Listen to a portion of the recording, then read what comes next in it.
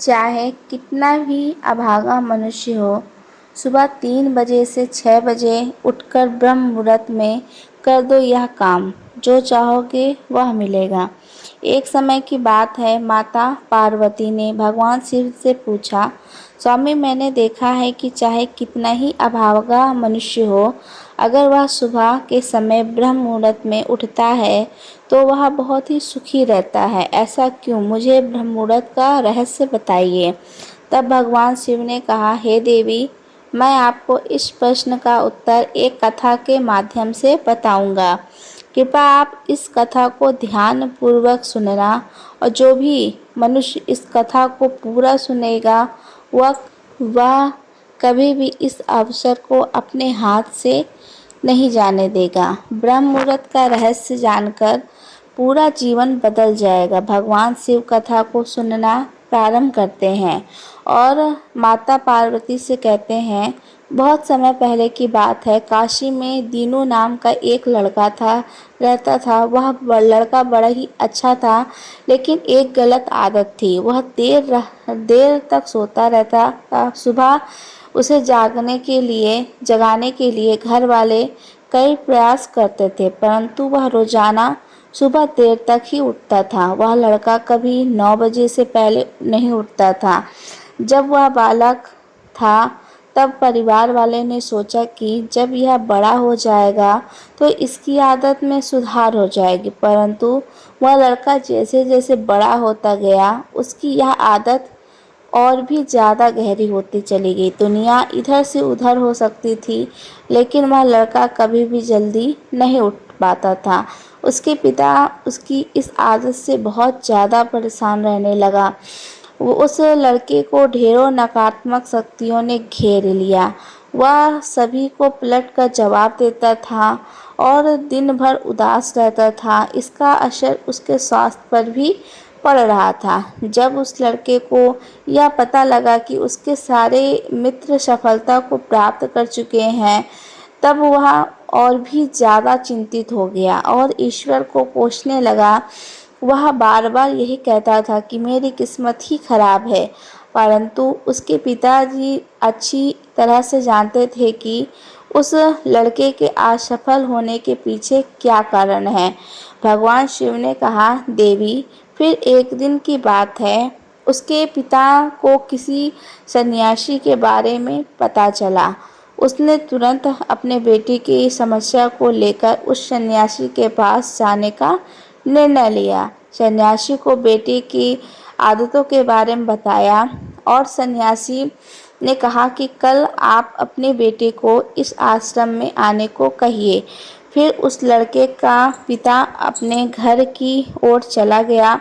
उसे पता था कि अगर वह सीधे तरीके से अपने बेटे को सन्यासी के मिलने के लिए कहेगा तो वो कभी तैयार नहीं होगा।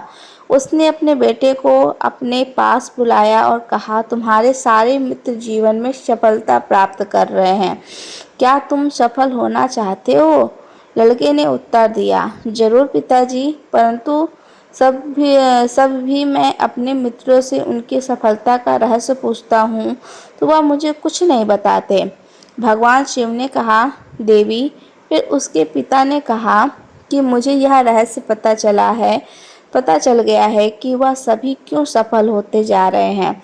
तब उस लड़के ने बड़ी उत्सुकता से पूछा, क्या पता चल गया है पिताजी? कृपया करके आप मुझे बताइए।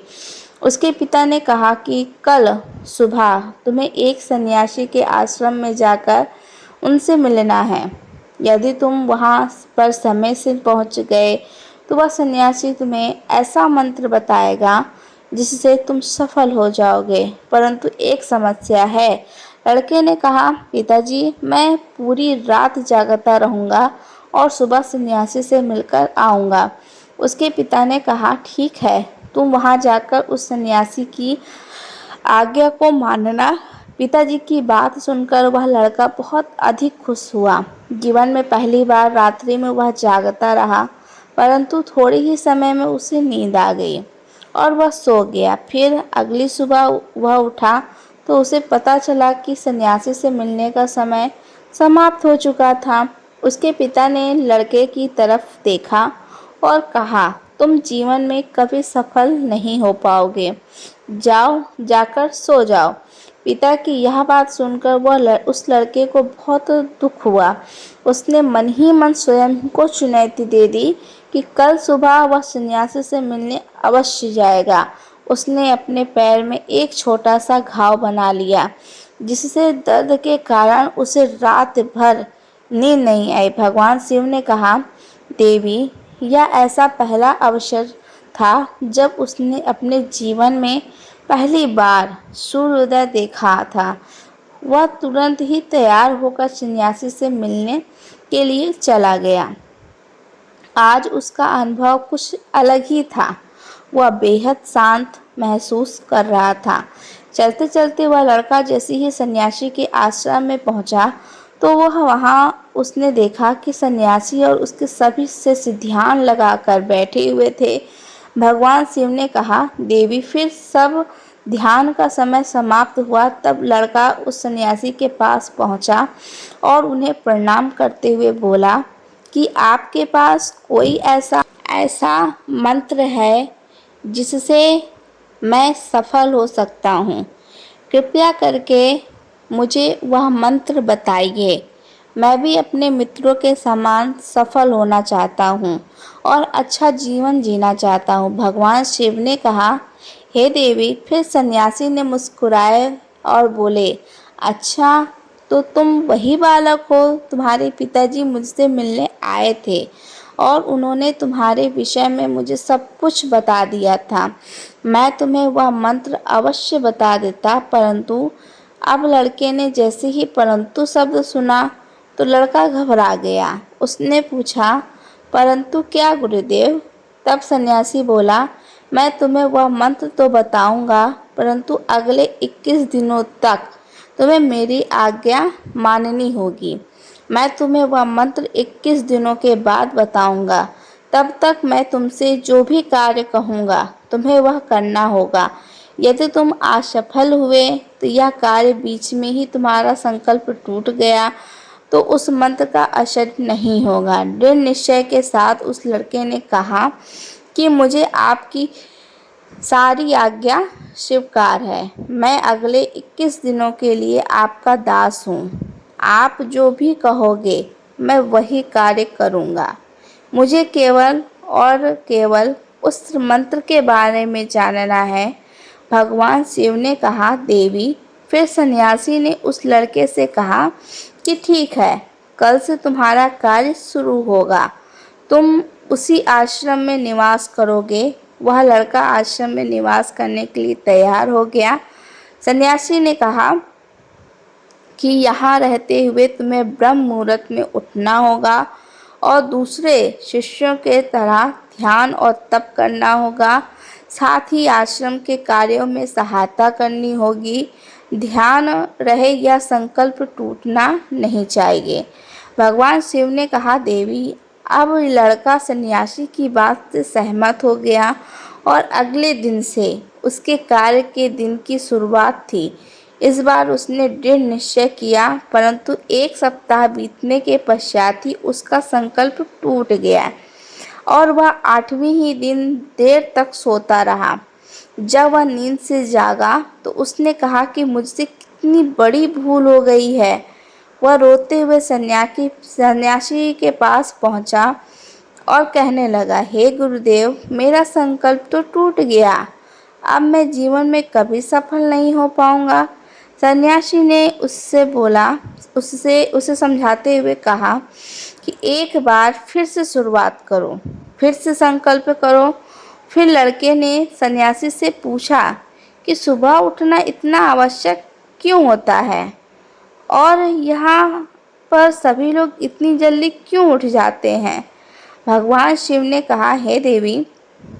तब सन्यासी के लड़के को समझाते हुए कहा, सुबह यानी ब्रह्म मुहूर्त उठने के पीछे बहुत बड़ा विज्ञान है छुपा है। लड़के ने कहा, कृपया मुझे वह विज्ञान बताने की कृपा करें। सन्यासी ने कहा, रात्रि को 4 पहर में बांटा गया है। पहला रुद्रकाल, जिसका समय 6 बजे से लेकर 9 बजे तक है। दूसरा राक्षस काल, जिसका समय रात्रि में 9 बजे से लेकर 12 बजे तक है। तीसरा गंधर्व काल, जिसका समय रात्रि 12 बजे से 3 बजे तक है। और सबसे अंत में जो पहर आता है उसे मनोहर काल कहते हैं। इस समय को ब्रह्म मुहूर्त या अमृत बेला के नाम से भी जाना जाता है।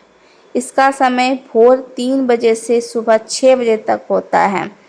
यह वह समय होता है जब पूरे संसार की नकारात्मक शक्तियाँ निष्क्रिय अवस्था में होती हैं और सकारात्मक शक्तियाँ सक्रिय होती हैं। ब्रह्म मुहूर्त अर्थात देव मुहूर्त। ब्रह्म मुहूर्त का अर्थ है देवताओं के समय होता है। भगवान शिव ने कहा, हे देवी, वह सन्यासी आगे कहता है, इस समय देवता धरती विचरण कर रहे होते हैं और जगत मनुष्य पर उनका बड़ा ही सकारात्मक प्रभाव पड़ता है। ब्रह्म मुहूर्त ऐसा समय होता है जिसमें मनुष्य का मस्तिष्क बिल्कुल खाली होता है, जिसमें किसी प्रकार का कोई विचार नहीं होते।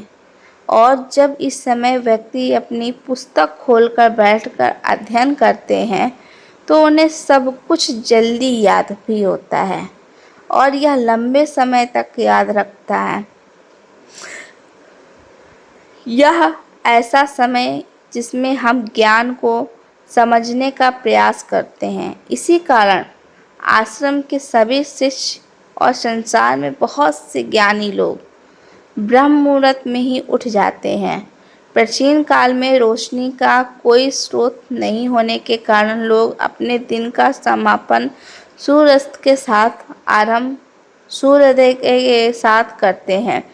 यह एक तरीका है जिससे मानव जीवन प्रकृति के साथ तालमेल बनाकर चलता है। भगवान शिव ने कहा, हे देवी। फिर उस लड़के ने कहा, ठीक है, मैं कल से अपना संकल्प फिर शुरू करता हूँ, परंतु ब्रह्म मुहूर्त में उठकर मुझे क्या क्या करना चाहिए? तब सन्यासी ने कहा कि ठीक है, मैं तुम्हें बताता हूँ ब्रह्म मुहूर्त में क्या करना चाहिए और कैसे करना चाहिए। सबसे पहले उठकर धरती माता पर पाँव रखने से पहले धरती माता को प्रणाम करना चाहिए और अपनी दोनों हथेलियों को देखना चाहिए और ईश्वर को ध्यान देना चाहिए कि तुम्हें आज का सूर्योदय देखने का अवसर दिया है। इसके बाद नित्य कर्म और स्नान करने से शरीर की ही नहीं बल्कि मन की भी शुद्धता बढ़ती है। स्नान के पश्चात ध्यान की प्रक्रिया होती है।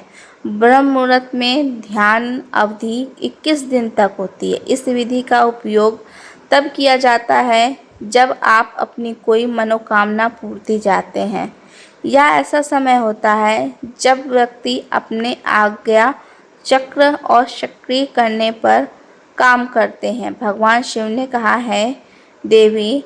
आगे वह सन्यासी कहता है, आज्ञा चक्र दोनों भावों के बीच होता है।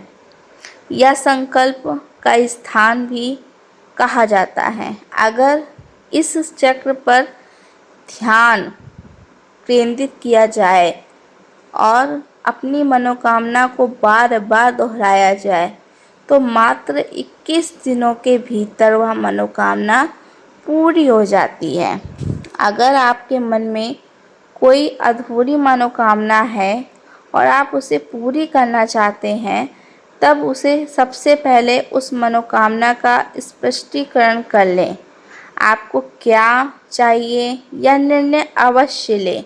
इसके बाद ध्यान की विधि को शुरू करें और ब्रह्म मुहूर्त में स्नान के बाद एक ऐसा स्थान चुनें जहाँ पर वायु प्रवेश हो। ध्यान में शुद्ध प्रणव वायु का होना आवश्यक होता है। ध्यान की मुद्रा में रीढ़ की हुई हड्डी सीधी होनी चाहिए, साथ ही गर्दन भी सीधी होनी चाहिए। सुखासन की अवस्था में दोनों हाथों को घुटने पर रखकर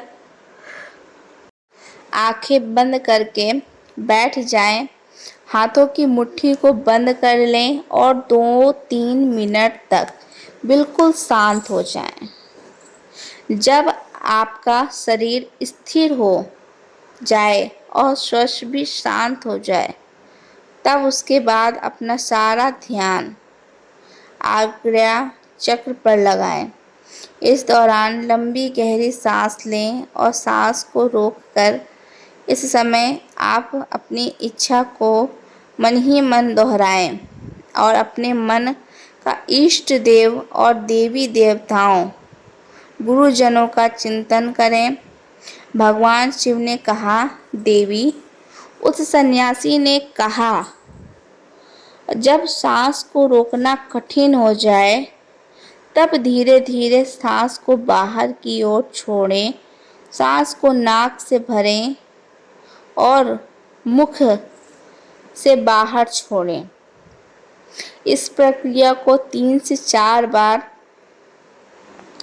प्रतिदिन दोहराएं। ऐसा प्रतिदिन करने से आपकी जो मनोकामना है वह अवचेतन मन तक अवश्य पहुंच जाएगी और इच्छा पूर्ति जल्दी होगी। आज्ञा चक्र सक्रिय होता है और हमारी आज्ञा को पूरा करता है। सांस को रोककर रखने के दौरान शरीर में आपातकाल की स्थिति हो जाती है, जिससे कि आप बेकार की बातें सोचने और विचार करने से बचते हैं। ब्रह्म मुहूर्त के समय ईश्वर की विशेष कृपा होती है और कोई भी व्यक्ति अपनी मनोकामना को इस समय दोहराता है तो इसकी इच्छा जल्द से जल्द पूरी होती है। भगवान शिव ने कहा है, हे देवी, इस प्रकार सन्यासी ने उस लड़के को ब्रह्म मुहूर्त का महत्व बताया और अगले 21 दिनों तक उस लड़के ने बड़े ही मन के साथ इस प्रक्रिया को अपनाया। अब वह बहुत ही ज़्यादा अनुशासित और शांत स्वभाव का बन चुका था। उस लड़के ने जैसे ही अपना संकल्प पूरा कर लिया, उसके बाद वह लड़का बड़े ही प्रसन्न भाव से सन्यासी के पास पहुंचा और कहने लगा, हे गुरुदेव, मैंने 21 दिनों का संकल्प पूरा कर लिया। अब कृपा कर मुझे सफल होने का मंत्र बताइए। तब उस सन्यासी ने मुस्कुराते हुए कहा, पिछले 21 दिनों से जो अभ्यास तुम करते आ रहे हो वही तुम्हारी सफलता का मंत्र है। जो व्यक्ति ब्रह्म मुहूर्त में उठकर ध्यान प्रक्रिया को सही करते हैं वह जीवन में कभी असफल नहीं हो सकते। तुम्हें ब्रह्म मुहूर्त का रहस्य पता चल चुका है। अब तुम इसी जीवन में प्राप्त करो। तुम्हें जीवन के लक्ष्य और सफलता दोनों प्राप्त होंगे। उस लड़के ने सन्यासी को धन्यवाद दिया और ब्रह्म मुहूर्त के नियमों का पालन जीवन तक करने का वादा किया। भगवान शिव ने कहा, हे देवी, अब तो आपको पता चल गया होगा कि ब्रह्म मुहूर्त क्या होता है। तब माता पार्वती ने कहा कि स्वामी, अब मुझे ब्रह्म मुहूर्त का संपूर्ण ज्ञान हो गया है। इतना कहकर माता पार्वती ने भगवान शिव को प्रणाम किया। अगर वीडियो पसंद आया हो तो वीडियो को लाइक, हमारे चैनल को सब्सक्राइब करें, दोस्तों के साथ में शेयर करें। राधे राधे।